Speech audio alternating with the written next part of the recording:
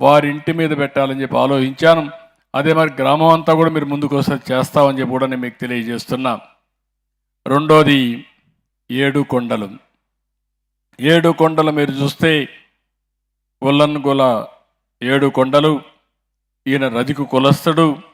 ఈయన్ని కూడా చూశాను. మొత్తం ఈయనకి ఒక కొడుకున్నాడు, సురేష్ ఉన్నాడు. అతను ఎలక్ట్రీషియన్గా పనిచేస్తాడు. ఇటీవల ఒక దీంట్లో కాలు కూడా దెబ్బతినింది. పార్టీ కోసం త్యాగం చేస్తూ ఆ కాలు కూడా దెబ్బతినే పరిస్థితికి వచ్చాడు. గొడవలు పెట్టుకున్నప్పుడు కావాలని పెట్టుకొని. అదే సమయంలో భార్య అంజలి ఉంది. 2 చిన్నపిల్లలు ఉన్నారు. ఒకైతే మోక్షిత్ ఒకడు, ఇంకొకను మోక్షజ్ఞాని. 2 పిల్లలు.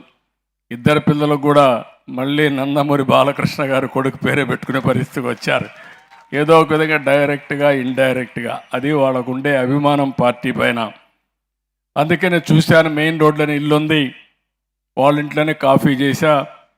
ఎప్పుడూ చెప్పేవాడిని, కాఫీ పెట్టడం కష్టం కాదు. ఒకవేళ ఆడవాళ్ళు ఎక్కడన్నా ఆర్థికంగా పైకి పోయి పనిచేసుకొని వస్తే మగవాళ్ళు కాఫీ పెట్టి భార్యాభర్త కలిసి తాగే పరిస్థితి వస్తుందని ఎన్నోసార్లు చెప్పాను. అందుకే మీరు చూస్తే దీపం 1 కింద మీకు గ్యాస్ కనెక్షన్లు ఇచ్చా. మీరు మర్చిపోయారు. అప్పుడప్పుడు మీరు మర్చిపోయి ఓటు అటు ఇటు వేస్తారు. దానివల్ల ఇబ్బందులు వస్తాయి. మళ్ళా వచ్చిన తర్వాత 5 ఏళ్ళు నష్టం జరిగిన తర్వాత నష్టాన్ని భర్తీ చేయమని మళ్ళా నన్ను ఎన్నుకుంటారు. నేను మళ్ళీ గాడి దప్పిన పరిపాలన ఘాట్లో పెట్టి మళ్ళీ అన్నీ బాగా చేస్తే ఎవరన్నా చేయగలుగుతారని మళ్ళీ ఆలోచించి మీరు ఒకసారి నేను గుర్తు చేస్తానే ఏముండాలి. లేకపోతే మీరు కూడా ఇంకో పక్క వెళ్ళిపోయే పరిస్థితి వస్తారు.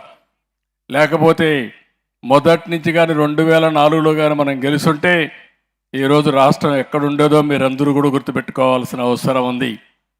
ఏది ఏమైనా ఇప్పుడు నా బాధ్యత కింద ఇల్లు చూశాను. రెండోది మళ్ళీ ఈసారి ఆలోచించాను. మా ఆడబిడ్డలు చాలామంది గ్యాస్ కూడా కొనలేక ధరలు పెరిగిపోయి మీరు గ్యాస్ మానేసి మళ్ళా కట్టెలు పోయిపోయే పరిస్థితికి వచ్చారు. అందుకని 3 గ్యాస్ సిలిండర్లు ఉచితంగా ఇవ్వాలని ఈ ప్రభుత్వం నిర్ణయించాం. మళ్ళీ మిమ్మల్ని అందరినీ కట్టెల పొయ్యికి పోకుండా గ్యాస్ ద్వారా వంట చేసే పరిస్థితి తీసుకొస్తున్నాం.